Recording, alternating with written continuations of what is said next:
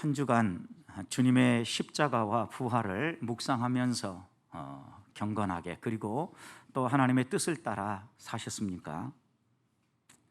특별히 오늘은 종료주일인데 주님께서 겸손하게 나귀를 타시고 예루살렘에 입성을 할 때 많은 사람들이 자신의 겉옷을 벗어서 예수님이 오시는 그 길에 깔아드렸을 뿐만 아니라 들에서 나뭇가지들을 베어다가 주님의 그 길에 깔았죠. 그리고 그들은 이 주님을 맞이하면서 큰 소리로 외쳐서 노래했는데, 호산나 다윗의 자손이여 찬송하리로다, 주의 이름으로 오시는 이여 가장 높은 곳에서 호산나, 이러면서 찬송을 했죠. 여러분, 이렇게 찬송을 했는데 이 호산나라는 이 노래는 주님 우리를 구원하소서라는 표현입니다. 그 당시에 그들의 척박한 삶, 로마의 압제와 여러 가지 어려움 가운데 척박한 삶을 살고 있는 그들을 우리 주님께서 보좌에 앉으셔서 해방시켜 주시고 회복시켜 주시고 척박한 삶을 다시 바꾸어 주시기를 소망하면서 큰 소리로 호산나 외쳤던 것입니다. 그런데 이렇게 이들이 호산나 우리를 구원하소서 외칠 때 종려나무 가지를 꺾어 흔들면서 예수님을 영접했다 해서 종려주일이라고 이야기하지요. 그런데 이들의 소망이 있었죠. 이들의 소망은 이 땅에서의 삶의 변화였지요. 그런데 주님이 정작 예루살렘에 입성하신 것은 이들의 소원처럼 일상의 삶, 그들의 현재의 상태를 변화시키기에 오셨다기보다는 십자가에 죽으시기 위해 오셨습니다. 다윗의 보좌에 앉아서 잃어버렸던 주권을 회복하고 이들의 경제적 어려운 삶을 좀 회복시켜 주시기 위해서 예루살렘에 입성하신 게 아니라 죄의 종로로 하고 사망에 얽매여서 소망 없이 살아가는 이들이 소망을 가지고 하나님 나라 백성으로 살아갈 수 있도록 구원의 은혜를 베풀기 위하여 십자가를 짊어지기 위하여 예루살렘에 입성하고 계신다는 겁니다. 그럼에도 불구하고 이것을 깨닫지 못하기 때문에 이들은 결국 이 예수님을 끝까지 찬양하지 못하고 십자가에 못 박지요. 실제 우리도 이 땅을 살아가다 보면 하나님을 믿는데 다양한 이유들을 가지고 첫 발을 내딛습니다. 평안한 가운데 믿는 사람들도 있지만 대부분 어려움을 만나고 고난 가운데 예수님을 믿기로 첫 발을 내딛곤 합니다.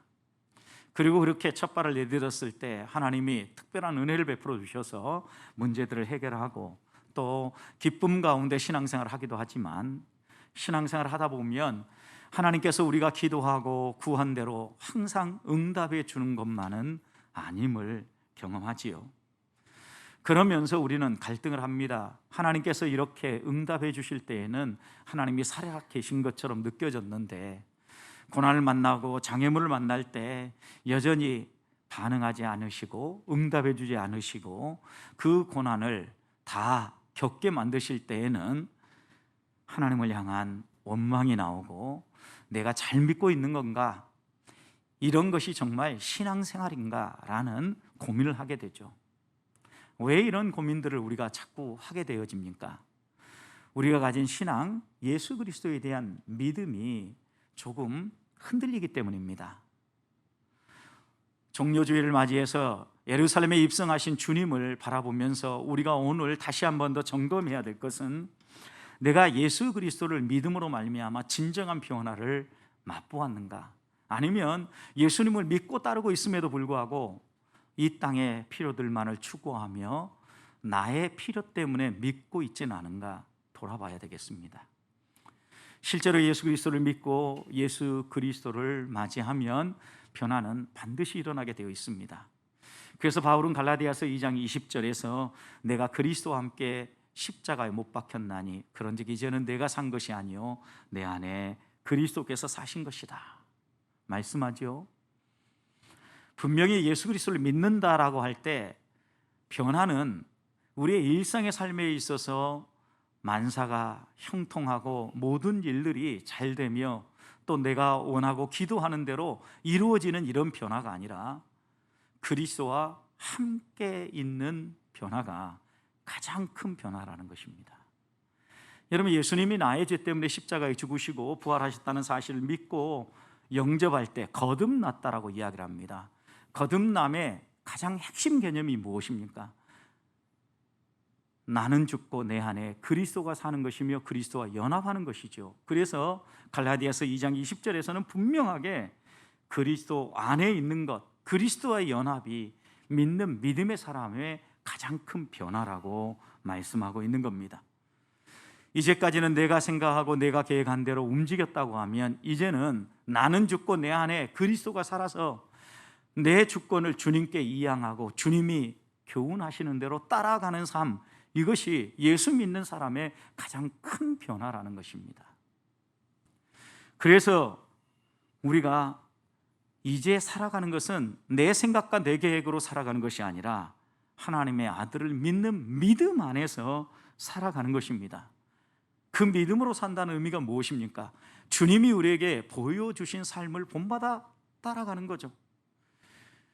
주님을 가장 가까이에서 믿고 따랐던 제자들이지만 끝까지 누가 주님이 예루살렘에 입성하시면 오른편에 앉을 것인가 왼편에 앉을 것인가, 누가 더 혜택을 받을 것인가 논쟁하고 높은 자리에 앉기 위해서 혈안이 되어 있었지만, 그런 그들을 주님은 다독거리고 기도해 주시고 손수 발을 씻겨주시면서 너희도 이렇게 살아라 라고 권하지 않으셨습니까? 그리스도를 믿는 믿음 안에서 살아간다는 것은 나의 삶의 방향이 바뀌는 것입니다. 하나님과 등졌던 삶이 하나님을 향하는 삶으로 바뀌는 것이고, 나만을 위하여서 살았던 삶이 이웃을 위하여 살아가는 것입니다. 섬김을 받기 원하며 살았던 우리의 삶이 섬기는 삶으로 바뀌는 것입니다. 그래서 우리 주님께서는 마가복음 10장 29절 말씀을 보면 너희가 이 땅을 살아가면서 주의 제자로 믿음의 길을 걸어갈 때 형제와 자매, 부모와 친척, 그리고 전토와 이 땅의 모든 것들을 버리고 내려놓은 사람들은 하나님께서 100배나 갚아주실 뿐만 아니라 채우실 것을 약속하시지요. 그런데 마가복음 10장 30절에서 이렇게 얘기해요. 버린 자는 현세에 있어서 집과 형제와 자매와 어머니와 자식과 전토를 100배나 받되, 그 다음이 중요해요. 여러분, 박해를 겸하여 받고 그랬어요. 이 땅을 살아가는 우리의 삶은요, 하나님이 분명히 돌보아 주시는데 복도 있지만 박해도 있다라는 거예요. 이게 겸해요. 그런데 그 다음 이렇게 얘기했습니다.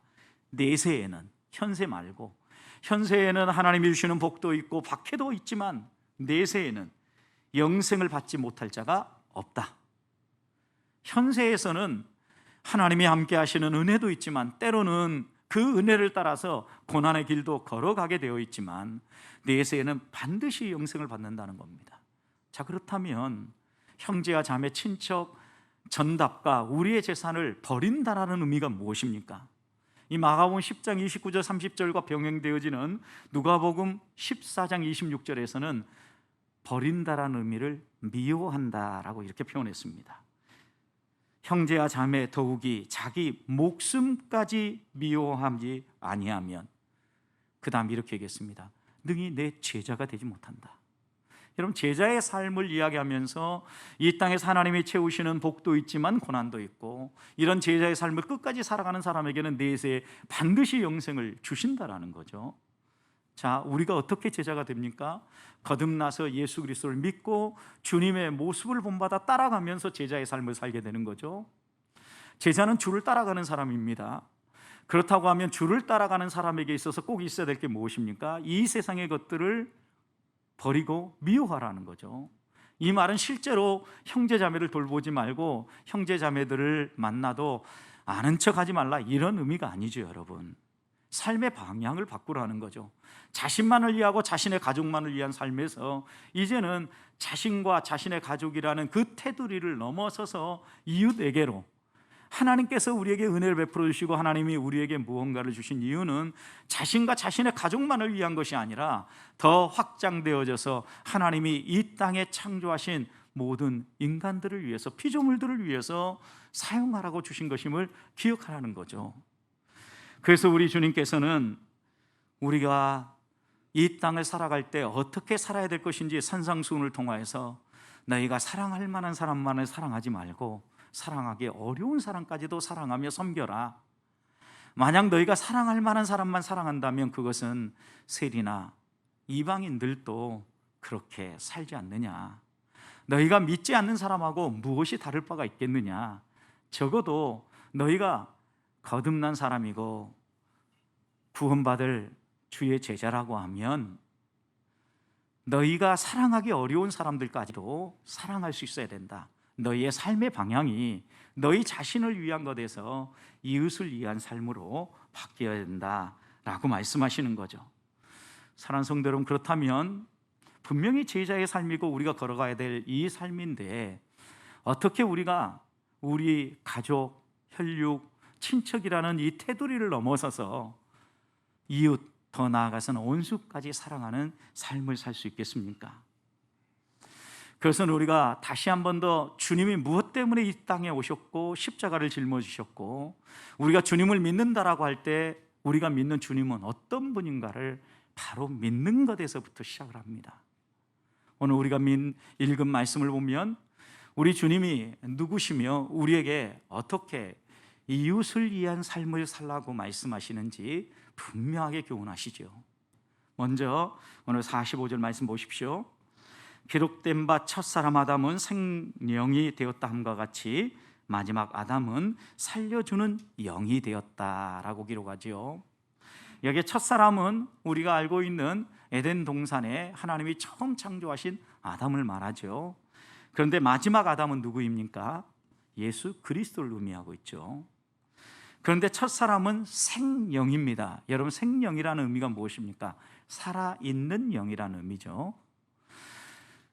창세기 2장의 말씀을 보면 하나님께서 흙으로 인간을 하나님의 형상을 따라 창조하시고 이 인간에게 하나님의 숨결을 불어넣으시죠. 하나님의 숨결을 불어넣고 나니까 이 사람이 생영이 되었다 이렇게 얘기합니다. 하나님의 영을 불어넣어서 생영이 되게, 살아있는 영이 되게 하셨다라는 거죠. 동물과 우리 인간의 가장 큰 차이점이 있다고 하면 동물은 그냥 하나님이 흙으로 만들고 난 다음에 살아 다니도록 놔뒀지만 인간에게는 특별히 하나님이 하나님의 숨결을 불어넣어서 살아있는 영이 되게 하셨다라는 거예요. 이게 지금 처음 얘기하는 살아있는 영이라는 의미예요. 생영이라는.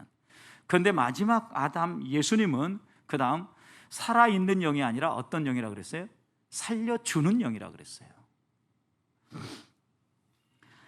이 땅에 태어나서 생명을 가지고 살아가는 사람들은 모두 다 살아있는 영으로 살아갑니다. 육체만이 아니라 영을 가지고 살아가는데 자연 상태의 인간을 생영, 살아있는 영이라고 하면 예수 그리스도가 살려주는 영으로서 예수 그리스도 안에서 새 생명, 예수 그리스도의 영이 우리 안에 들어온 거듭난 하나님의 사람, 이 사람은요 살려주는 영이신 주님에 의하여서 자연적 생명이 아니라 초자연적 생명을 가지고 살아간다는 거죠. 물과 성령으로 거듭난 영적인 상태의 사람, 신령한 사람이 바로 마지막 아담 살려주는 영에 의하여서 살아가는 사람이죠. 자, 그래서 여기에서 우리가 믿는 주님을 어떤 분으로 묘사합니까? 그냥 살아있는 영이 아니라 살려주는 영이시다라고 묘사해요. 그런데 살려주는 영을 만난 사람들의 공통점이 42절부터 45절에 나와 있는데 죽은 자의 부활도 이와 같다, 살려주는 영을 경험한 사람도 이와 같다, 이런 의미죠. 여러분, 그런데 여기에 반복되는 단어가 하나 있는데 심고 다시 살아나고예요. 계속해서 반복으로 심고 다시 살아나는데 심는 것은요 우리 현재적 몸을 얘기해요. 첫사람 아담의 몸을 얘기해요. 다시 살아나고는 살려주는 영인 예수 그리스도 안에서 덧입혀질 미래의 몸을 이야기해요. 그래서 현재 우리들의 몸, 거듭나기 전에 우리들의 몸의 특징은 무엇인지 우리는 썩을 것으로 심지만 살려주는 영이신 예수 그리스도 안에서 썩지 아니할 것으로 다시 살아난다라는 거예요. 욕된 것으로 우리는 심고 이 땅을 살아갑니다. 그러나 영광스러운 것으로 다시 살아나게 하십니다. 우리는 연약한 것으로 심지만 우리 주님은 우리를 강한 것으로 다시 살아나게 하십니다. 우리는 육의 몸으로 이 땅에서 살아가지만 신령한 몸으로 다시 살아가도록 하신다는 거죠. 이 심고 다시 살아나는 걸 통하여서 자연적 생명을 가지고 살아가는 현재적 몸의 특징은 썩을 것이고 욕된 것이며 약한 것이며 더 나아가서 육체의 몸을 의미한다는 것을 깨우치는 거죠. 그렇지만 그리스도를 믿음으로 우리에게 주님이 덧입혀 주시는 믿음의 몸의 특징은 썩지 아니하고 영광스럽고 강하며 신령한 몸이라는 것을 말씀하는 겁니다. 그러면 살아있는 영과 살려주는 영의 차이점은 무엇입니까? 첫사람 아담과 우리의 구원자이신 예수 그리스도의 차이점이 무엇이냐는 거죠. 살아있는 영은 자연적 생명을 가지고 살아가는 사람이지만 살려주는 영은 거듭나서 하늘에 하나님이 주시는 새 생명을 가지고 살아가는 사람이죠. 거듭난 사람이죠. 여러분, 그래서 이 땅을 살아가는 자연적 생명을 가지고 살아가는 사람은요, 자신의 생명을 보존하기 위해서 부단히 노력해요. 자신을 위해 살아요. 보다 행복하고 편안한 삶을 살기 위해서는요, 분주히 더 많이 벌어야 되고 더 많이 취해야 되고 더 많이 애써야 된다라고 이야기를 합니다. 그렇지만 살려주는 영이신 예수 그리스도를 덧입어 살아가는 사람은요, 새 생명을 얻고 살아가는데 우리의 노력과 우리의 열심으로 이 새 생명이 얻어진 것이 아니지요.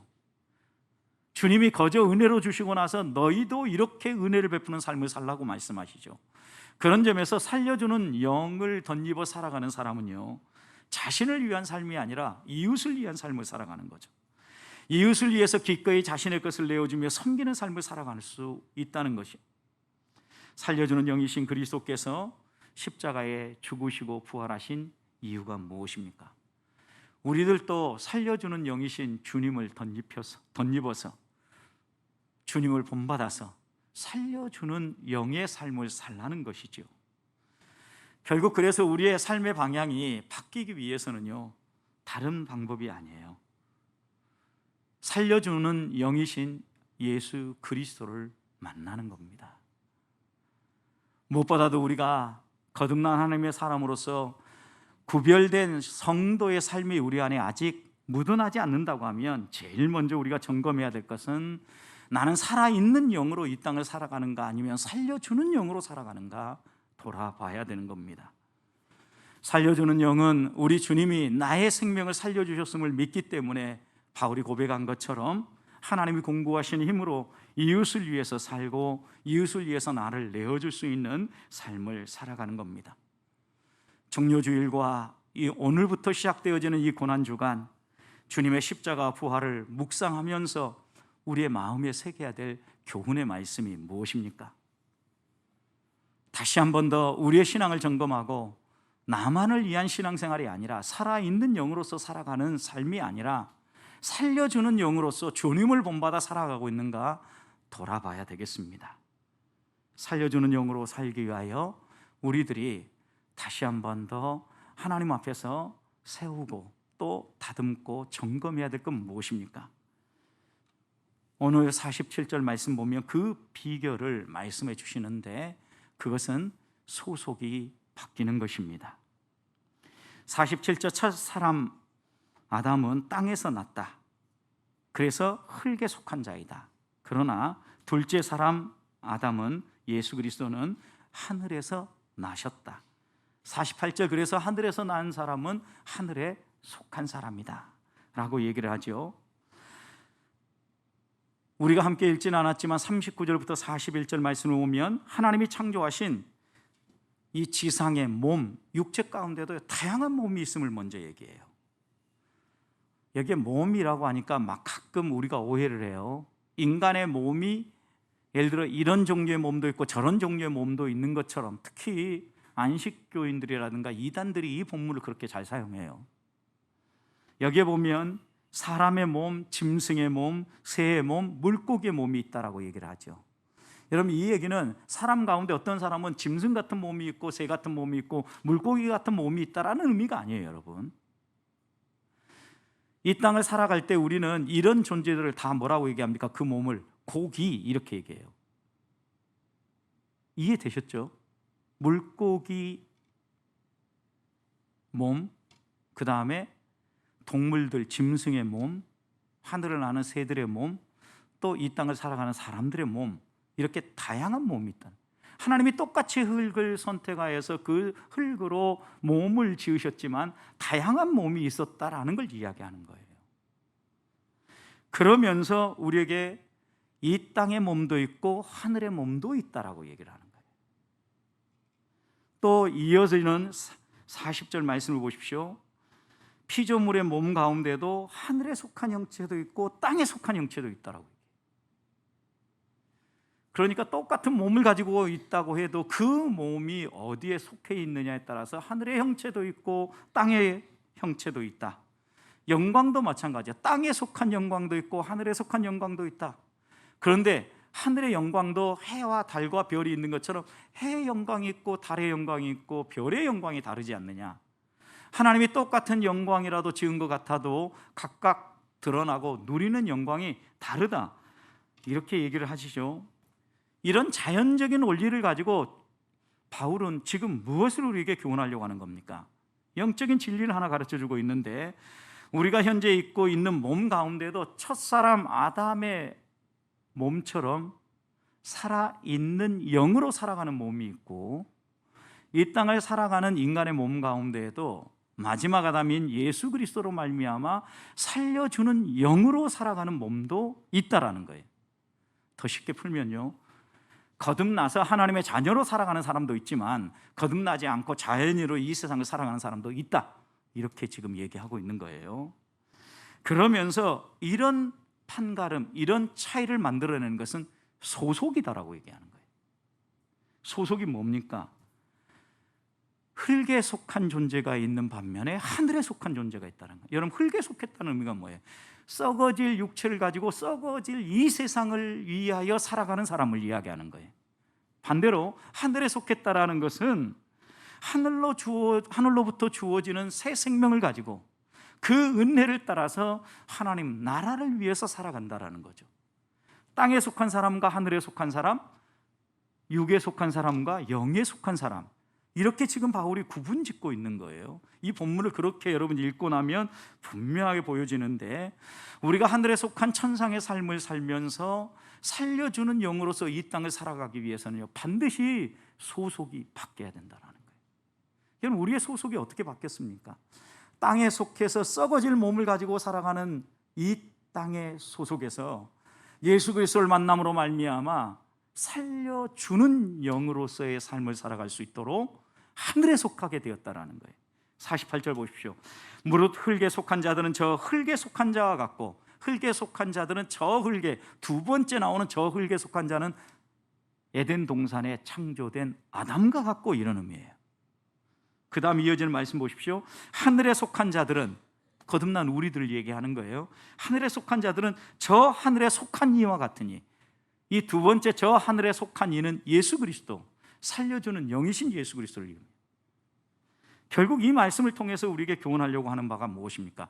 흙에 속한 자들은 아담과 같은 삶을 살지만 하늘에 속한 자들은 예수 그리스도, 살려주는 영의 삶을 살아간다, 이렇게 이야기하는 거죠. 결국 그래서 우리들이 살려주는 영의 삶을 살기 위해서는 하늘에 속해야 된다. 천상의 삶을 맛보며 정말 천상의 삶을 살아가기 위해서는 하늘에 소속되었다라는 의미를 잊지 말아야 된다. 바울은 그래서 우리에게 이렇게 했죠. 우리의 시민권은 이 땅에 있는 것이 아니라 어디에 있어요? 하늘에 있다라고 했죠. 여러분, 이렇게 소속이 바뀌는 사람을 이야기하는 거예요. 그런데 하나님께서 이런 우리들을 불러서 소속을 바꾸시며 이루시려고 하는 바가 무엇입니까, 여러분? 하나님이 우리에게 이렇게 부르셔서 주시고자 하는 것은, 데살로니가전서 2장 12절 말씀 보면 바울은 이렇게 얘기했어요. 이는 너희를 부르사 자기 나라와 영광에 이르게 하시는 하나님께 합당히 행하게 하려 합니다. 하나님이 우리를 부르셨는데 두 가지를 위해 부르셨어요. 자기 나라와 그 영광에 들어가기 위해서. 여기 자기 나라가 어디입니까? 하나님 나라죠. 하나님 우리를 부르시는 것은 우리를 하나님 나라로 데려가시기 위함이에요. 또 하나는 하나님이 누리신 이 영광, 빛나고 모든 사람들에게 무겁게 그리고 또 가치 있게 접근할 수 있는 삶, 바로 이런 영광스러운 삶에 우리가 이르게 하기 위해서 우리를 부르셨다라는 거예요. 우리가 이것을 깨닫고 우리를 이런 삶으로 이끌어가는 하나님께 합당하게 행하려 합니다. 다른 말로 표현하면 하늘에 속한 삶을 살게 하려 합니다. 또 다르게 표현하면 오늘 본문에 있는 말씀처럼 살려주는 영의 삶을 살게 하려 합니다. 이렇게 말씀하는 거죠. 우리를 부르신 이유가 분명합니다. 이 땅에 속해서 썩어질 몸으로 이 땅만을 위한, 자기를 위한 삶이 아니라 영생하는 삶, 하늘에서 이웃을 향하고 이웃에게 우리의 삶을 나눠주는 이런 삶을 살도록 하기 위해서 예수님의 살려주는 영으로 이 땅에 오셨는데, 우리가 이런 삶을 살기 위해서는 우리의 소속이 하늘에 있다라는 것을 기억하라는 거죠. 그러면 왜 그러면 하늘에 있다라는 것을 알면, 우리의 소속감이 이렇게 바뀌고 나면 살려주는 영의 삶을 살 수 있습니까? 왜 이렇게 바울은 이야기할까요? 여러분, 하늘에 자신이 소속되어 있다고 생각하는 사람은요, 자기의 힘으로 사는 사람이 아니에요. 하나님의 은혜로, 하나님이 공급하시는 능력으로 살아가는 사람이죠.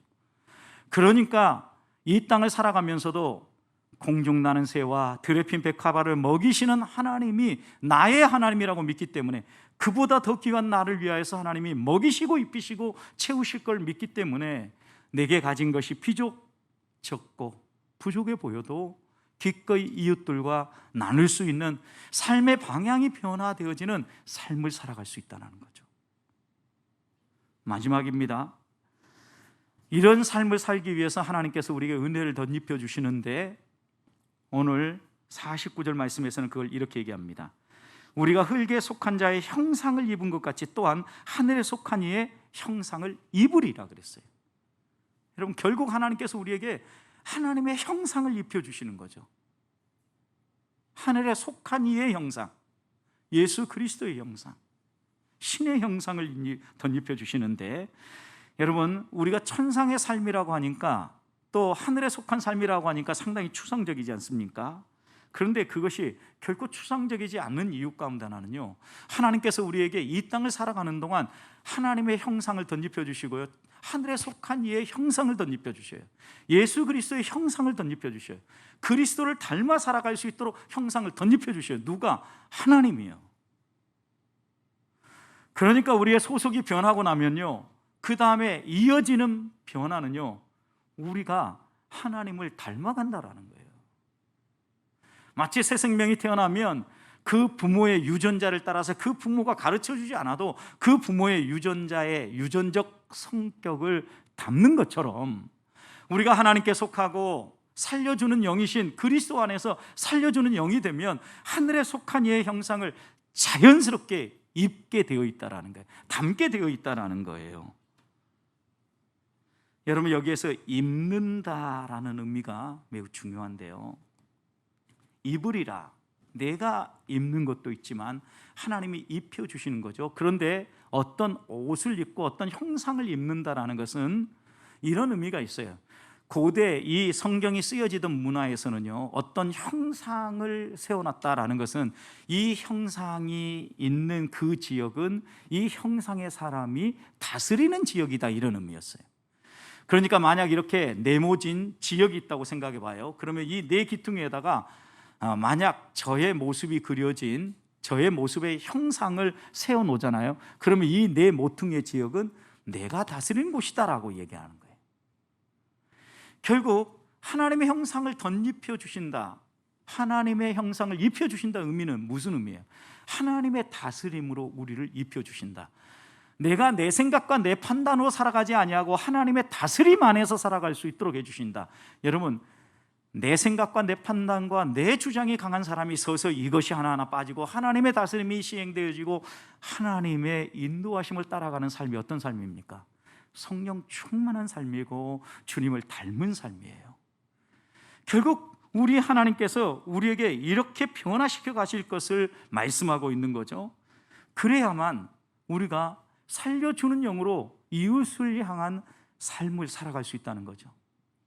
빌립보서 3장 21절에서 바울은 이렇게 얘기합니다. 그는 만물을 자기에게 복종하실 수 있는 자의 역사로 우리의 낮은 몸을 자기의 영광의 몸의 형체와 같이 변하게 하리라. 여러분, 우리의 낮은 몸을 주님의 몸의 형체와 같이, 영광스러운 그의 몸의 형체와 같이 우리를 변화시켜 가신다라는 거예요. 한 주 한 주 우리는 그냥 살아가는 것 같지만 주님께 속했고 주님을 바라보면서 살려주는 영의 삶을 살고자 은혜를 구할 때 하나님이 우리를 만지셔서 우리를 하늘에 속한 자의 형상을 덧입고 살아가도록 덧입혀 주시고 입혀 주시고 입게 해 주신다라는 거예요. 그러니 자연스러운 변화는 뒤따라오는 수순이에요. 처음에 우리가 주님을 잘못 믿고 살려주는 영이 아니라 살아있는 영으로 살기를 다짐하면요, 소속이 바뀌지 않고 변화는 일어나지 않아요. 그러나 살려주는 영으로 우리의 소속이 예수 그리스도에게로 바뀌면 더 이상 사단이 우리를 조정하지 아니하고 하나님의 말씀을 따라 내가 하나님이 지배하고 다스리는 대로 따라가고자 하면 우리 안에 변화는 당연히 일어난다라는 거예요. 오늘 우리가 살아가는 이 시대를 생각해 보십시오. 이런 변화가 무엇보다도 어느 때보다도 필요한 시대예요. 우리의 겉사람은 날로 힘들어집니다. 그런데 오늘 우리가 살아가는 이 시대는 100세 시대라고 이야기를 합니다. 어떻게 우리의 몸을 관리하고 우리의 남은 생을 살아야 될까 고민이 많은 시대입니다. 이런 시대에 우리 주님께서 우리에게 말씀하시는 바가 무엇입니까? 내가 너희에게 나의 형상을 덧입어서 이렇게 하늘에 속한 삶을 살게 해주시고 또 살려주는 영의 삶을 살게 해주시겠다라고 약속하신 거잖아요. 이 말씀의 의미가 무엇이겠어요? 100세 시대에 우리가 건강하게 살아야 되겠고 남은 생을 살면서 또 하나님이 내게 맡겨주신 사명을 잘 감당해야 되겠다라고 생각하면서 우리의 몸을 관리하기 시작을 합니다. 잘 관리해야죠, 여러분. 그런데 문제는 두 극단 때문입니다. 한 극단은 몸을 관리하는 정도를 넘어서서 경배하는 거예요. 또 다른 하나의 극단은 하나님이 책임져 주신다라는 믿음이 맹신이 되어서 몸을 경멸하는 거예요. 여러분, 이 두 극단인 경배와 경멸을 경계해야 합니다. 여러분, 무슨 일을 하려고 하는데 몸 때문에 안 된다, 내 몸을 아껴야 되고 내 몸을 보완해야 되기 때문에 무언가를 내려놓고 무언가를 주저한다면 우리는 몸을 관리한다는 명목 아래 경배하고 있지 않은지 돌아봐야 합니다. 무엇을 먹을까, 무엇을 마실까, 무엇을 입을까 하나님이 책임져 주신다고 했는데 우리는 우리의 몸을 경배하기 위하여서 분주하게 그 몸을 위한 삶을 살아가고 있지 않습니까? 그렇다면 살려주는 영의 삶이 아니라 살아있는 영, 생명의 삶을 살기에도 분주히 달려가고 있는 겁니다. 그래서 이제 오늘 우리 시대는요, 몸이 조금만 아프면 움직이지 말라고 얘기합니다. 가만히 집에 있으라고 얘기합니다. 왜 이런 말이 나왔습니까, 여러분? 코로나19의 감염 위험 때문에 나온 이야기죠. 여러분, 그런데 우리는 언제부턴가 이런 이야기들 때문에 우리의 몸이 조금만 불편하고 피곤하면 어떻게 합니까? 그냥 주저앉습니다. 새벽 기도에 안 나옵니다. 이제 조금 더 지나면 새벽 기도를 없애야 될지도 모르는 시대가 올지도 몰라요. 왜요? 우리의 몸이 경배의 대상이 돼가고 있기 때문입니다. 언제부턴가 우리는 우리의 몸을 위해서 필요한 것이라고 하면 좋은 것 찾아다니고 잘 편안하고 관리해서 하나님의 영광을 위한다는 명목 아래 몸을 경배하기까지 한다는 거예요. 또 전적으로 하나님을 믿는다라고 하는 사람들 가운데 정반대로 경멸하는 사람들도 나오고 있기 때문에 우리가 하나님의 주권, 하나님의 다스림을 철저하게 인정한다면 경배도 경멸도 아닌 주님이 쓰시겠다고 할 때 기꺼이 드릴 줄 알고 나를 필요로 하는 자리라고 하면 내 가진 것 작은 거지만 기꺼이 내어줄 수 있는 이런 헌신이 필요한 때가 되었습니다. 우리 주님은 로마서 8장 29절 바울의 말을 통하여 이렇게 교훈하십니다. 하나님이 미리 아신 자들을 또한 그 아들의 형상을 본받게 하기 위하여 미리 정하시고 이는 그로 많은 형제 중에 맏아들이 되게 하려 하심이라. 하나님이 하시는 일은요, 그냥 하시는 일이 아니에요. 미리 아시고 미리 정하시고 미리 계획하시고 이끌어 가신다라는 거예요. 사랑하는 성도들은 우리의 삶에 처음부터 끝까지 하나님이 계획하시고 하나님이 이끌어 가셔요. 그런데 언제부터는 우리가 계획하고 우리가 이걸 이끌어 가고자 너무나도 힘들게 이 삶을 살아가고 있지 않습니까? 우리 주님이 우리에게 분명하게 이루고자 하시는 삶은 하나님께 맡기고 하나님이 공급하신 은혜로 살아가는 삶이에요. 그래서 결국은 우리에게 하나님의 형상이 던집혀지고 주님을 닮아가서 신의 성품에 참여하는 사람이 되어지는 거예요. 이렇게 살지 않으니까요, 우리가 살아가는 이 세상에 얼마나 많은 아픔들이 끊이지 않고 반복되는가 보십시오. 자신의 생각과 자신의 용감 그리고 자신의 욕심을 위하여 살아가니까요, 살아있는 영으로서 잘 살기 위해서 다른 사람이 가지고 있는 것들을 빼앗아오고 자신만을 위해서 살아가요. 그 가장 극단이 묻지마 폭행, 묻지마 살인이에요. 여러분,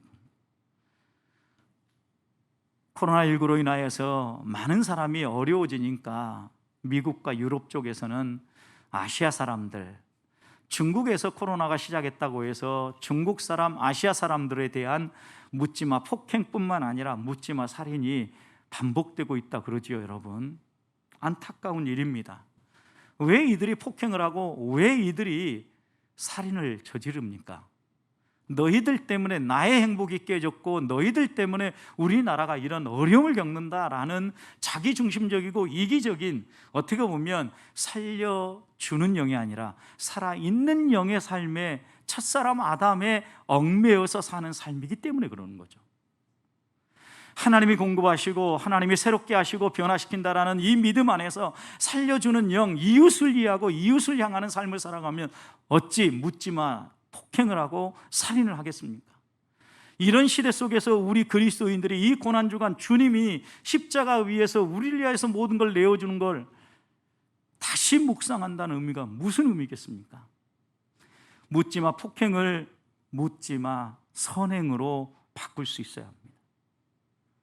묻지마 살인을 묻지마 생명으로 바꿀 수 있어야 됩니다.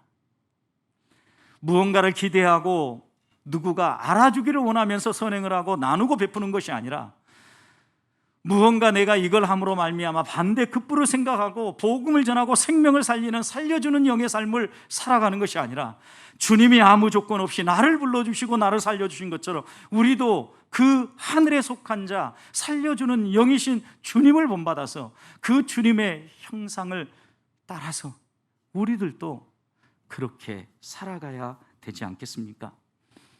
한 주간 내가 다른 사람에게 이야기하지 않고 또 말하지 않고 행할 수 있는 묻지마 선행이 있다면 무엇이겠습니까? 또 내 주변에 있는 사람들, 이웃들에게 하나님이 우리에게 내어주신 것처럼 우리의 것들을 내어줄 수 있는 묻지마 나눔 베품이 무엇이겠습니까? 더 나아가서 주님이 십자가 위에서 생명을 우리에게 나눠주신 것처럼 우리들도 아무 조건 없이 우리의 이웃들과 묻지 않고 나눌 수 있는 생명이 무엇입니까? 다시 한번 마음에 깊이 새기고 한 주간 살려주는 영이신 주님을 묵상하면서 주님이 원하는 삶을 살아내는 한 주가 되시기를 주님의 이름으로 축복합니다.